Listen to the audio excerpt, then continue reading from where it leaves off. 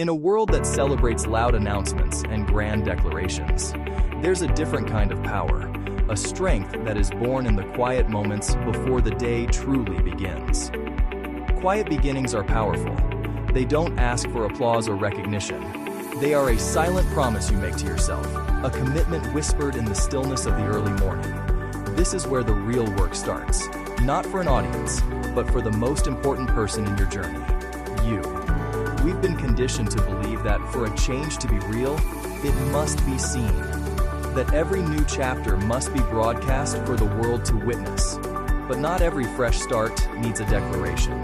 In fact, the pressure of a public announcement can often be the very thing that stifles growth before it has a chance to take root. When you move in silence, you give yourself the freedom to experiment, to stumble, and to find your footing without the weight of expectation. Think of it like a seed, germinating beneath the soil. It needs that period of darkness and solitude to build the strength required to break through the surface. Your new habits, your new goals, your new self. They need that same protected space. This is why private beginnings often last longer. They are nurtured by internal validation, not external praise. The foundation is built on consistency and discipline, brick by quiet brick, in the moments no one else sees. So give yourself permission to start small, to start unseen.